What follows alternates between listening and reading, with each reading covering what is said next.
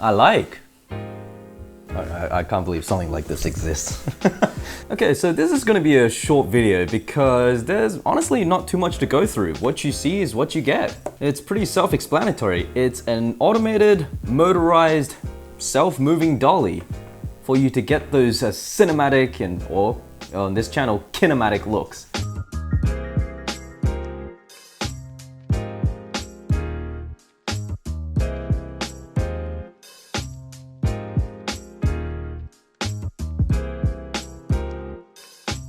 Okay, you can stop now. This is called the YaeCCC Motorized Dolly. I probably butchered that name wrong. I don't know how to pronounce it properly.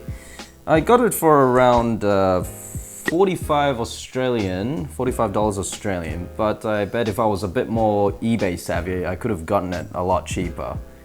Like if it was secondhand or something. But still, like $45, it's pretty cheap for a filmmaking kit. You know, it's an expensive hobby and slash job. Now the full name is a lot longer and no one retailer calls it the same thing. If you look online, everyone calls it a different thing, but like even the instruction manual just calls it an auto dolly. I never know what your full actual name is, but I know what you're good at. So inside the box, you get the dolly itself, an instruction manual, a spare rubber ring for the wheels, an M4 hex wrench, a screw which on one end is 1/4 inch and the other end is 3/8 quarter. So you can use either end to mount to your camera depending on what mounts it has. All of my cameras, they have a 1/4 inch mount at the bottom, so that's what I'll be using. Even my Sony Bloggy has a 1/4 inch mount. And finally, I didn't expect this, it actually shipped with a CR2 lithium battery, which retails for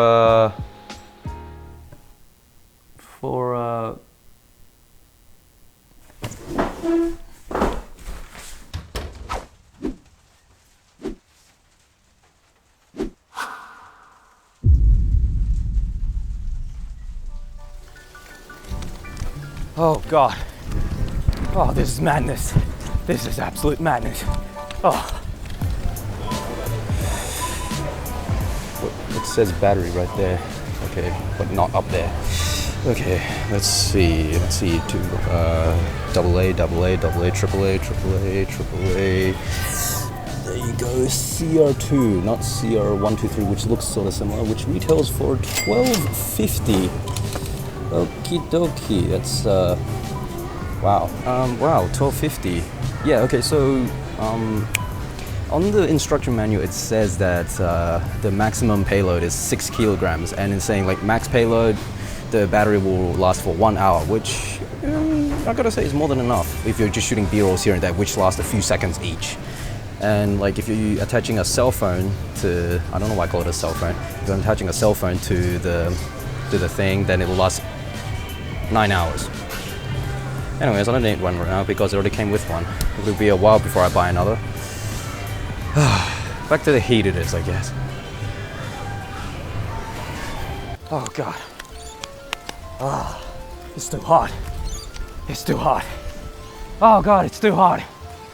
Oh God, it's too hot. Oh, this ground's hot as well. Okay. Ah, that's hot. Oh, that's hot. That's hot.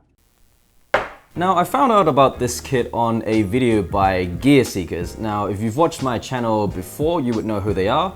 They're my friends. They mostly make videos about PC builds, and every once in a while, though not as often as they used to, they'll make videos about camera gears, cameras themselves, and filmmaking related videos. I'll put a card up which links to the actual video that I'm talking about, so shout outs to them. Now in the past, I've tried replicating the same look that you would get with this with a gimbal, but I never managed to get that perfectly circular look. However, with this thing, it removes the human elements when it's in motion.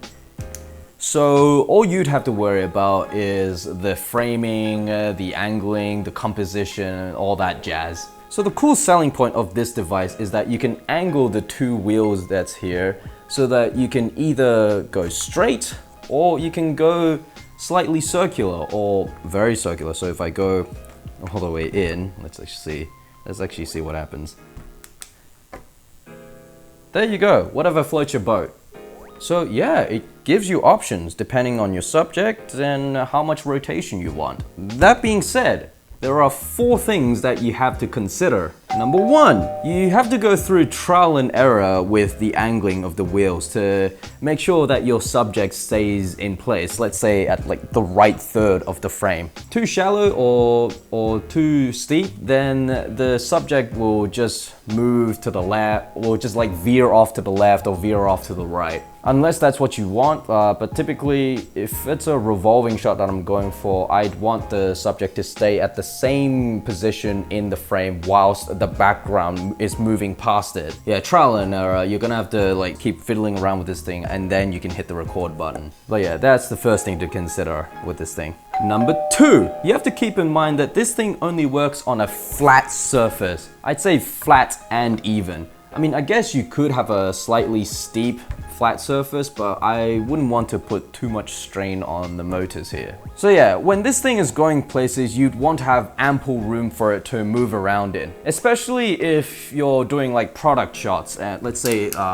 this lens cap, for example, and then you pointing your camera down at it. Oh, jeez, okay, don't do that. Or no, actually, let me get something better.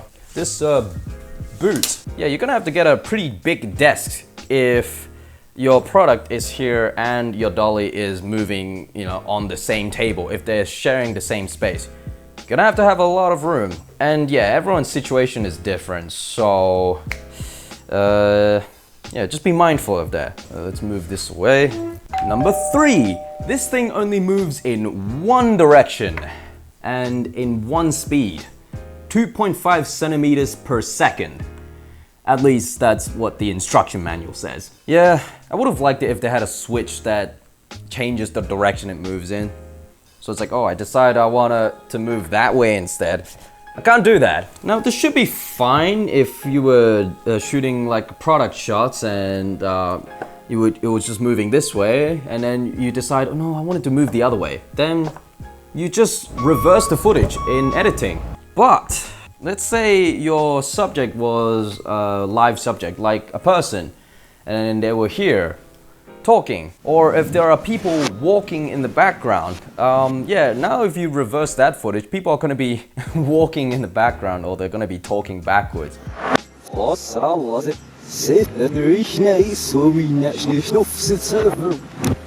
You ever heard people speak Russian? It's amazing. They just sound like they're talking backwards the whole time. Vladimir,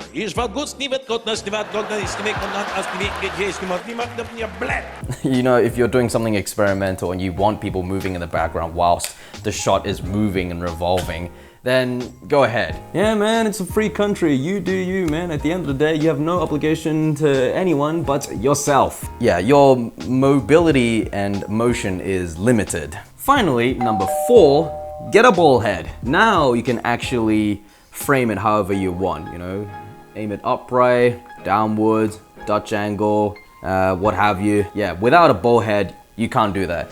Although, of course, because of the screw mounting points, you could mount a camera directly to it with the screws that's provided. But then when it's screwed all the way in and it's tight, the camera isn't actually pointed straight.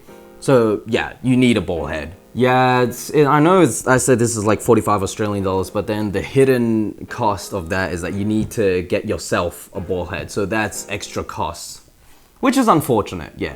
Okay, so that's all there is to know about the Auto Dolly. It's pretty neat. I mean, look at it. It's yet another filmmaking kit to add to my arsenal. It's cinematic filmmaking made convenient, but fun. Yeah, I think that's the key takeaway with something like this. I can't say that for a lot of the filmmaking kits that I have. The very fact that it's fun. I mean, this motorized like movements, you know, it kind of, for some reason it makes me think of this like old Thomas the Tank sort of thing, that sort of toy that I used to have. Yeah, you turn it on and it just like chugs forward on a track. This really does just feel like a toy, but its use is like a toy, but the results it gives you, perfect.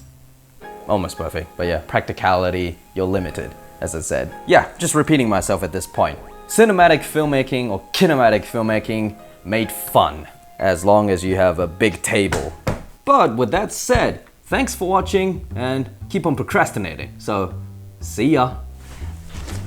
Oh,